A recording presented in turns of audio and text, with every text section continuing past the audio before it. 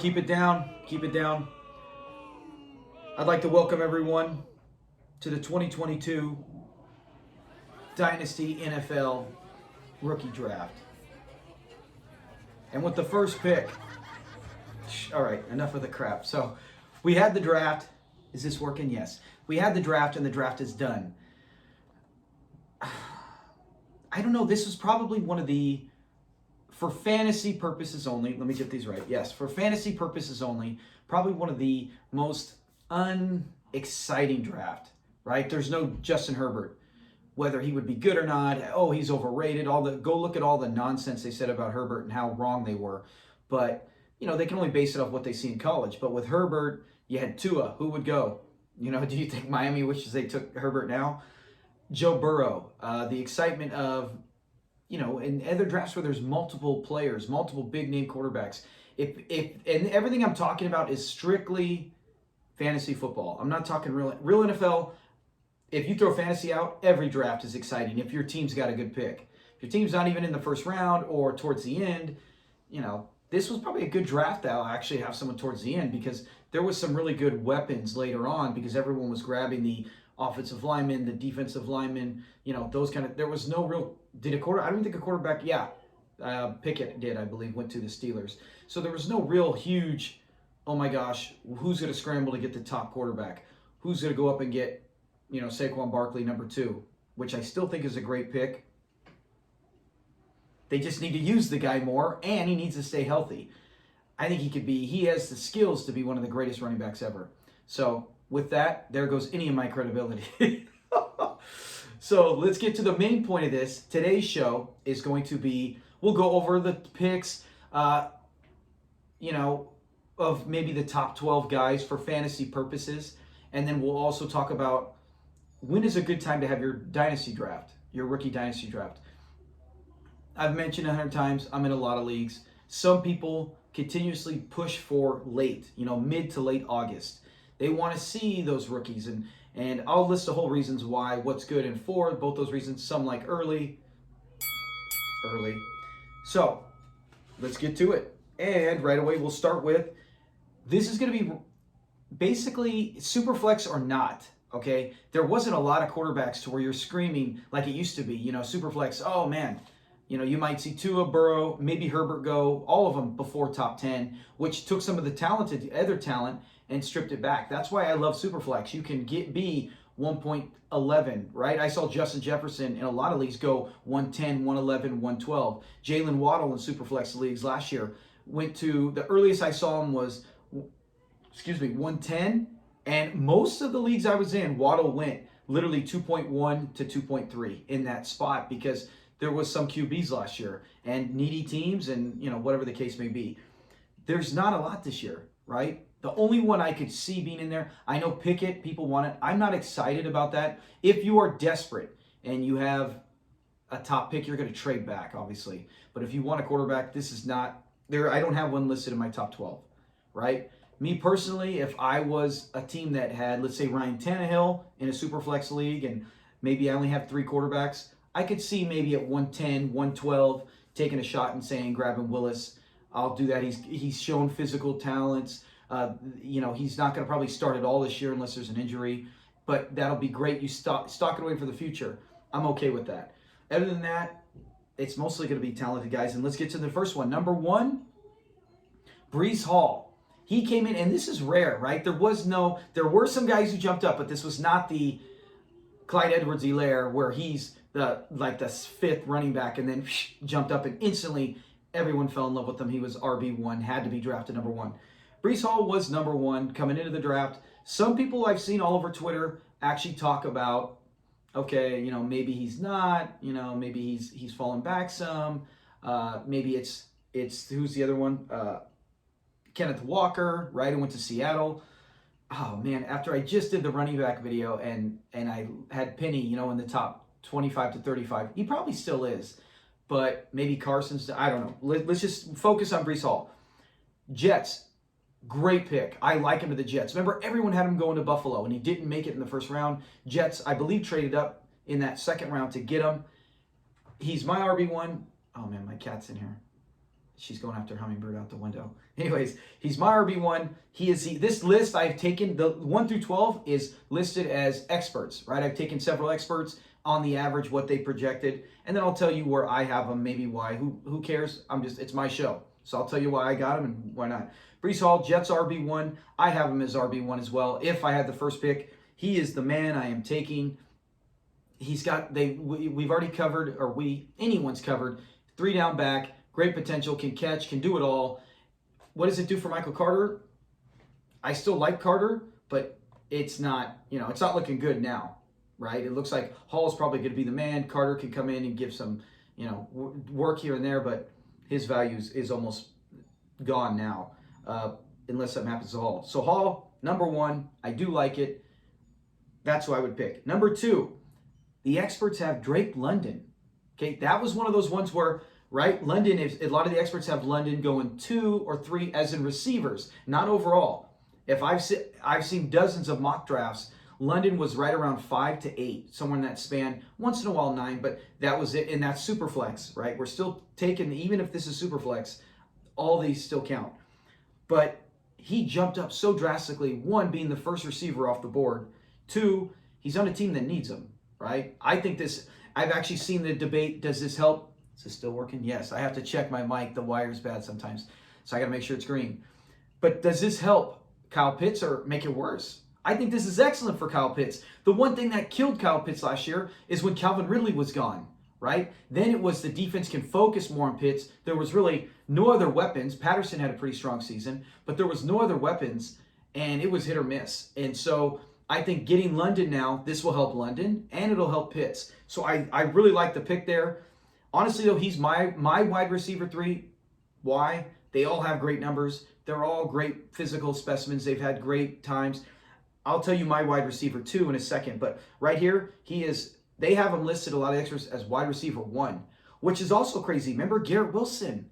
He was even flirted with a few people saying, okay, no. Most of them were Hall. But I was going to say, I could see someone going pre-draft, oh, I'm going to take Wilson, right? He had all the hype, Wilson or Hall, and it was going to be Hall. So Drake London really jumps up as number 2. If I had the second pick in the draft, it's always debatable what is your team needs, right? You could trade back. You're not looking at whatever the case is. But London would not be my second overall pick. My second overall pick, so that's it for London, okay? Wide receiver 3 is where I have him listed. My wide receiver 1 would be Garrett Wilson. He is number 3 on this list. And with Wilson, he got drafted by the Jets. I like that move, right? Sometimes people, you'll see them say, oh, tip it out, drink to the memory of Elijah Moore, or does it hurt? More weapons does not hurt. Go ask me how bad the Bengals, Higgins came on strong. He was a pretty good receiver, came on strong to finish the season. He had outstanding games. Jamar Chase, Higgins, even Boyd, they can all be high wide receiver 2s, or wide receiver 1, wide receiver and 2. I mean, you can make it work. I'm not saying the Jets are that. This is a good thing for Zach Wilson. I mean, to get Garrett Wilson and Hall, 2 of the top 3 of our first 3 guys are Jets. Jets, go Jets. And now Zach Wilson, I think, has the pieces. I'm excited for the Jets offense to watch them. I think that's the first time I've said I'm excited for the Jets offense in a long time. I can't remember ever saying that. But I like Garrett Wilson. He is my wide receiver 1. I have him over London. He would be my second pick out of these players right here. Great talent. I think, what are they going to do with Corey Davis? I'm not talking fantasy-wise. If Davis can play and stays, that only helps take pressure off Wilson to where you have Wilson, Davis, Moore, and Hall.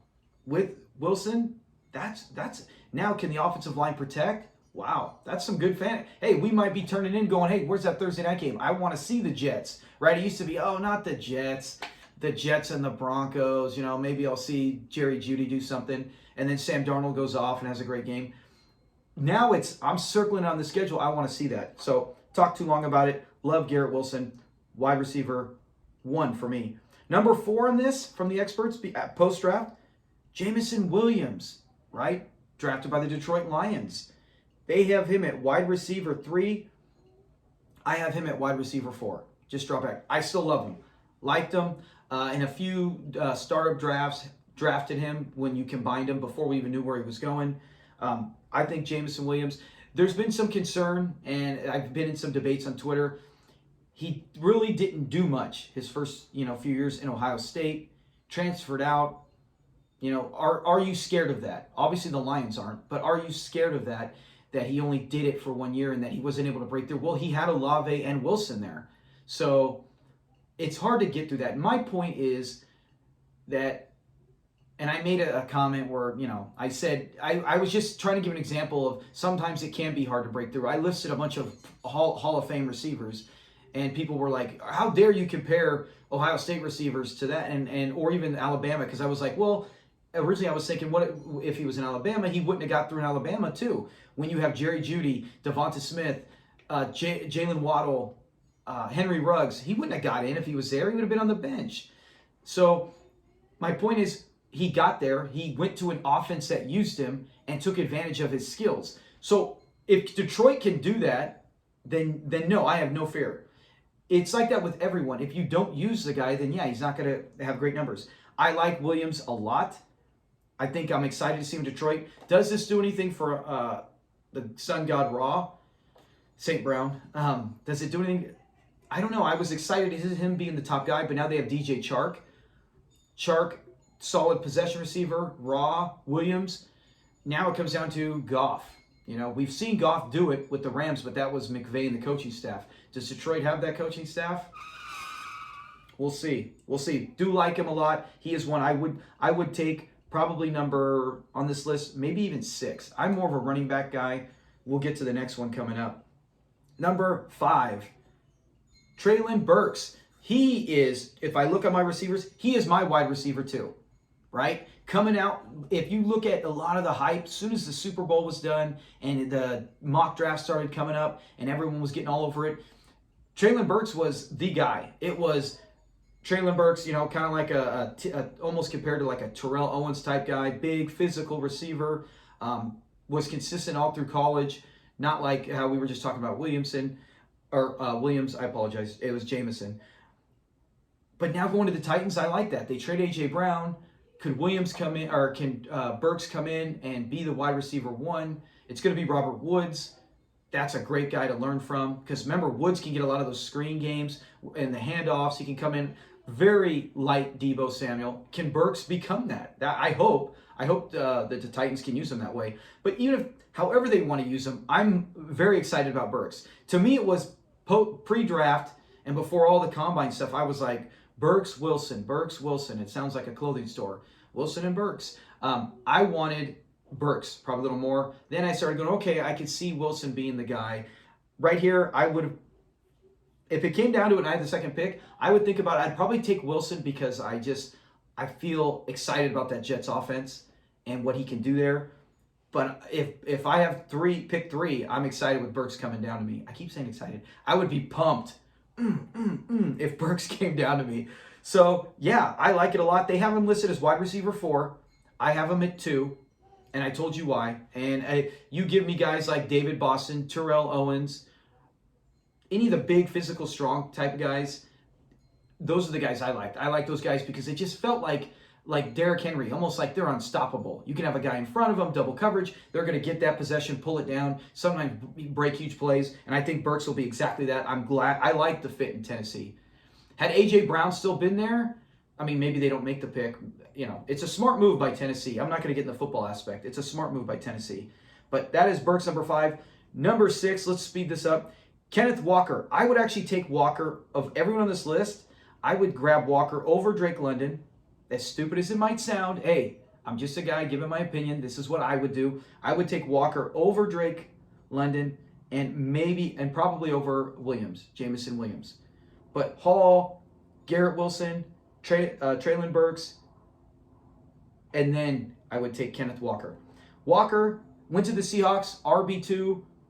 I have him as well as RB2. I just said I would take him, and the only other players above him, and they were all receivers, if not for Hall.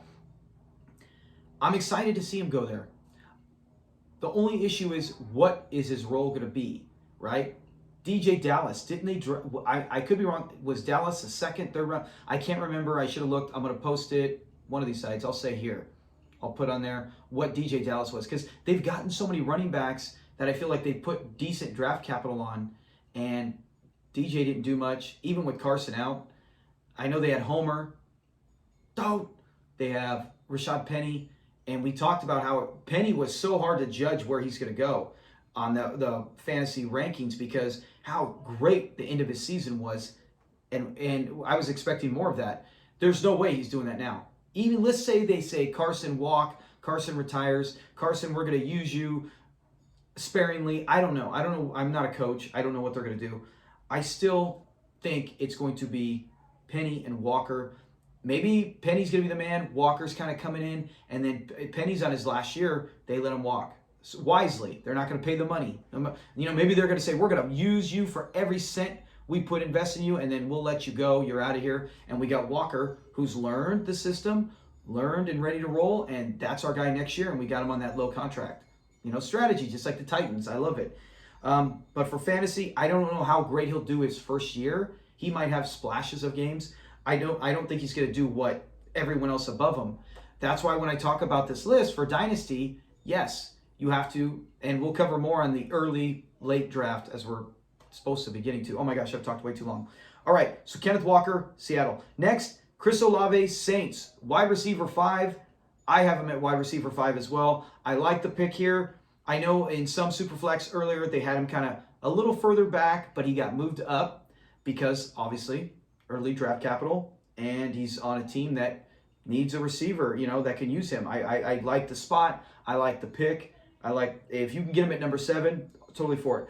Here's where, now it's, cutting hairs. Is it really? Number 8, they have Sky Moore. Every Superflex I saw, mock draft, Sky Moore was probably early, from like 2.3 to 2.8 in the second round. Landing spots matter. We just saw Tyreek Hill leave. So now you got Sky Moore there.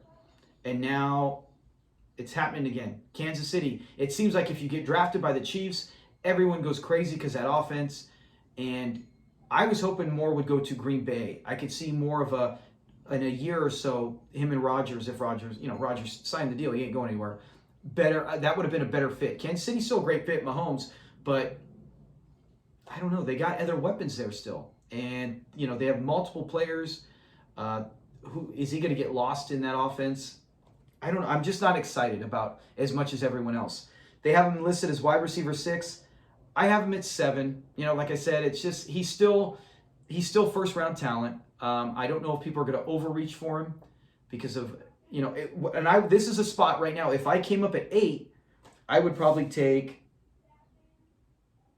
Yeah, I would probably take either the next guy, number 9, or I might grab Willis. I know it might sound stupid, but depending on your team in Superflex, if you really need a quarterback, or you have Aaron Rodgers, you have Matt Ryan, and you have a Tom Brady, and you're like, dude, I got him. I got a guy this year. I'm set. I got 3 QBs. Should always have 3 QBs. I got 3 QBs. I'm set for this year. What am I going to do?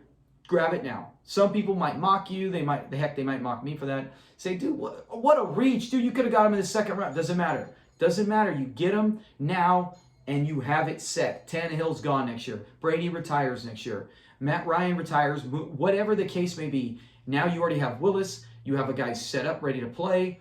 And if he takes off, you got the next 10 years at plus of a quarterback. Who knows? I would take him over Sky Moore unless you were already set at QB. You got guys 26 and younger. You got 3 of them, and you're like, I need that Sky Moore, or I need the number 9 guy, Christian Watson. Now, I've seen some of the experts say in fantasy, say, okay, now watch everyone go goo-goo and totally reach for Watson, and maybe listing him at top 10 could be. He was a guy that was projected to be in the mid-second as well. Going to the Packers, though, that is a great situation. Wide receiver 7, I have him at 6. I like him more than Sky Moore. I liked them both, right? A lot of us fantasy guys who actually watch or monitor the college guys, we like these guys.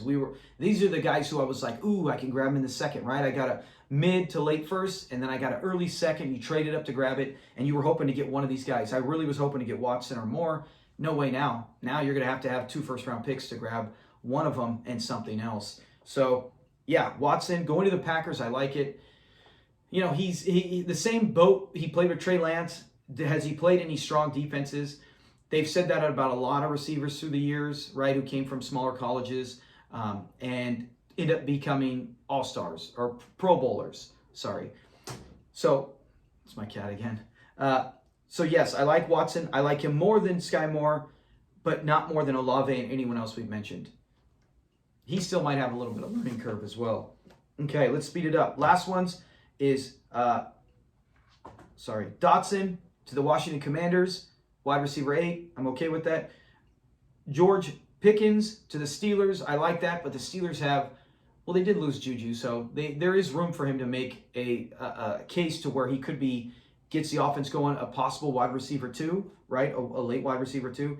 James Cook, that was the biggest surprise to me. I didn't see Cook going to Buffalo.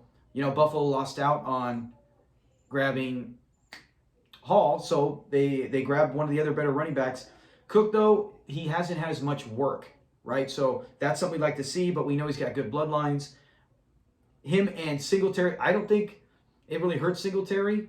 I think they could be a good combo, and you can have possibly, once the offense gets rolling and he gets flowing, you can have 2 possibly RB2s on the same team, right? Singletary, I think he was there last year, maybe RB22, and maybe he drops right on the border or right. It's okay. I'm excited. I like that pick. They have him at 12. Now, one little side note, this guy was ranked higher pre-draft. Now he's dropped. I actually like, James Cook was RB4.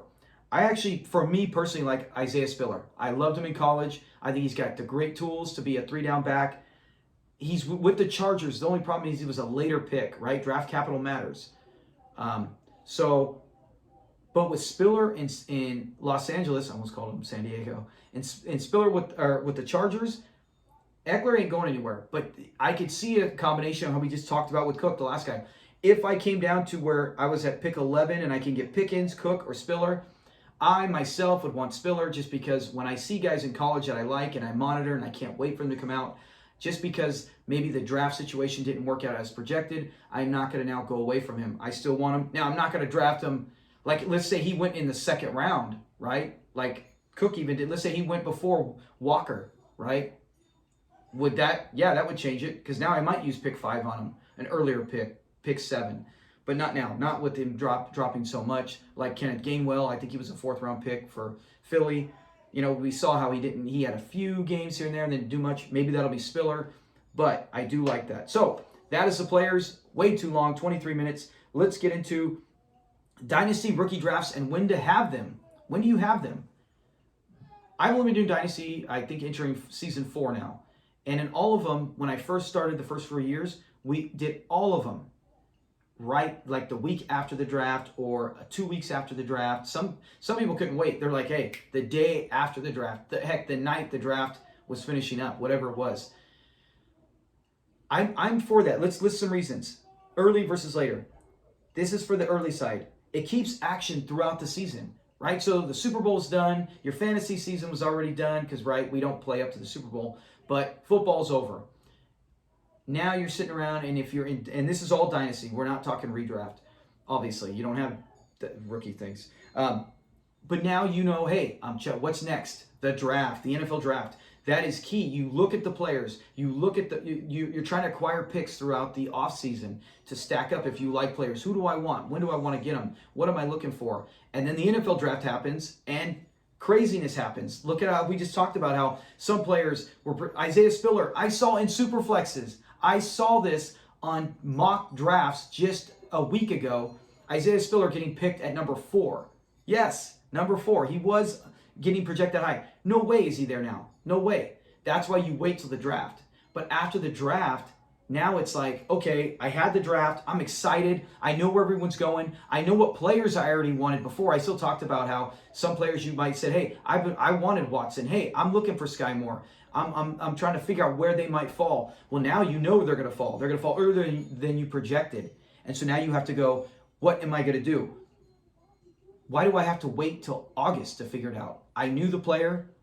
All I needed was the destination. So now you got it. So it keeps, now if you do the draft now, you could do slow draft, 8 hours, 12 hours, 4 hours, whatever it is, one day. You could do that, and it gives something for the next month of May, even if it takes a while. Some are quick drafts, but I like the ones where you just kind of steadily go through and no one has to rush. You still have a time limit, but You get through it gives you something for the month of May. Then you got June, July, the mini camps. Then you got the preseason. I'm already pumped at preseason football. I don't need a rookie draft now. So it gives you something to do halfway point like the real NFL draft does. Next, it helps you know your roster coming into the season. If I do my rookie draft tonight and I start, even if it's quick draft, slow draft, I'm already starting to build what pieces I want. Oh, the 3 guys I wanted did not fall. Now I can make that trade. Now I can try to acquire a veteran or whatever, fall back. You can plan all that. Could you do that at the end of August? Yes. But also then it's going to have to be a fast draft, because if you're okay with fast draft, that's cool. But if you are the ones who like 4 hours, 8 hours, you don't have time for that if at the end of August, the season's starting, right? So this is when you want to do it. You can help set your roster up so when preseason starts, anything happens, you can always make a trade or whatever the case may be, but you already have your team set and you're ready to go. Now you're watching for your guys. Now I'm watching to see how they perform.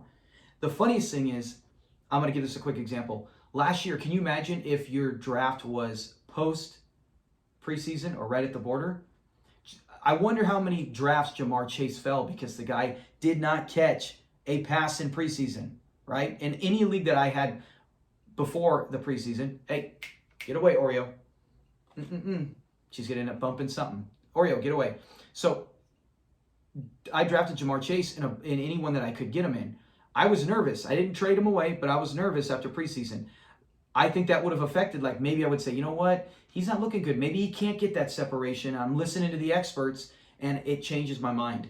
You don't want to do that. It's better to have your guys that you believe are going to do it and then forget the preseason. You know, we saw what Chase did once the season started. Heck, week 1. It's more hype for the NFL draft. When I know this NFL draft starts and I'm going to draft a week after or even 2 weeks or that night, now I'm excited. It's not just, okay, let's see where they go. It's, oh my gosh, let's see where they go, and I'm going to get them right after. And that's what I love. It's the draft for everyone. It's the NFL and your Dynasty League. And a lot of people get excited to it. So that's something you want. And the last reason, you've been waiting since the season ended. Why do I have to sit and wait another 3 months afterwards?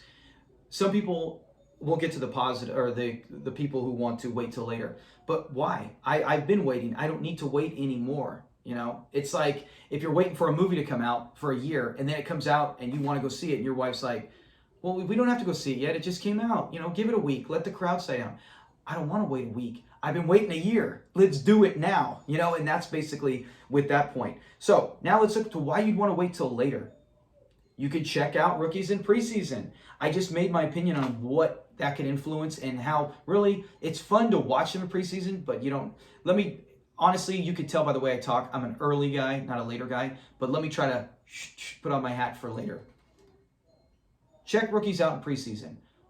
Why on earth would you want to draft a rookie before you can see what it looks like on his team, how he's going to be used? Can he even make plays, right, during preseason? Stevenson for the Patriots, he had some big preseason games and the hype got all over him. Pretty good season. A lot of leagues he wasn't drafted. He was picked up off waiver wires. So something like that. Now if you wait till your draft, you can grab Stevenson a little earlier, as opposed to if you had it early and he just sat on the waiver wire or someone got him in the 4th round, now they got a heck of a steal. Now those guys with the earlier picks, it works to your advantage, right? You get to see them.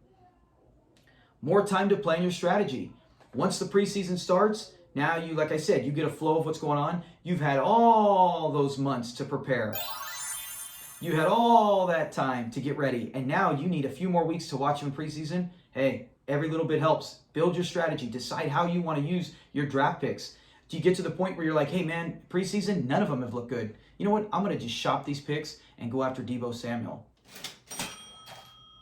Injuries for draft needs. Hey, I really want that Travis Etienne, dude. I've been so waiting for him. Oh, he got hurt. Liz Frank. I'm not getting him now. Nope. He will slide. I'm going to draft this guy and leave him for someone else. You know, maybe he'll fall to the 2nd. I can't help myself. You can't do that. If you are if you're in a dynasty, are you really going to not draft Etienne? Like if any league that I drafted Etienne, the minute he got hurt, I did not say, oh man, I wouldn't have drafted him if I knew that. I would. No, you're in Dynasty. He's back this year. right? That's what we were waiting for. The only thing that sucks is you had to wait a year longer. But if you were hyped for him, you still want him on your bench, put him on the IR, take an L for that year for not having him, but you'll get him back and he's still ready, ripping and ready to go. I had to put that because some people do say that. Hey, I want to see him get hurt. Maybe they will. Maybe they don't care. They don't have favorite college players. They just said, hey, I'm going to get the top running back that's healthy. So Etienne's hurt, he's out. So that does, if you are that guy, I'm not, but if you are, that is your strategy you want a later draft. That does matter. Injuries for the draft can, hey, maybe J.K. Dobbins and Gus Edwards gets hurt. Who knows? The next guy up, maybe he's a rookie or something, and now you're going to draft him. So yes, there are strategies to that. I will admit to that. And the final point, it's typical draft season, right? Everyone knows mid to late August is football draft time. And if you are in not any home leagues or redrafts and you're just Dynasty, maybe you play one with all your buddies and it's just Dynasty, you get together and for 3 rounds, 4 rounds, 5 even if you want, you do that rookie draft and it might just take an hour, hour and a half, but you hang out, have a good time, and you want it in August. You don't want it in June. You don't want it in May, whatever the case may be. So I could see that. That's your only draft, so you do that. But if you're not, why the heck are we waiting? Let's do it, right? Let's get it going. So that is it. That is my opinion. I've already mentioned how my opinion is, but I could see people, right, in one of the Dynasty leagues that I'm commissioner in, the majority was like 8-2, and then a couple didn't vote, so it was majority anyways. They wanted it later, so we're doing it at the end of August. And then a bunch of other ones, we're doing it this week. So it'll be exciting. When you're in multiple ones, you're okay, right? Because either way I'm drafting. Heck, some leagues you don't even have a first-round pick, then you shouldn't even matter. But that is it on when you should draft. My opinion is early, but I could see anyone who wants later, go for it, stick to your guns. And that's a quick review of the draft class rankings, why I think it. Anyways, have a good day. Enjoy football. Enjoy baseball. Peace.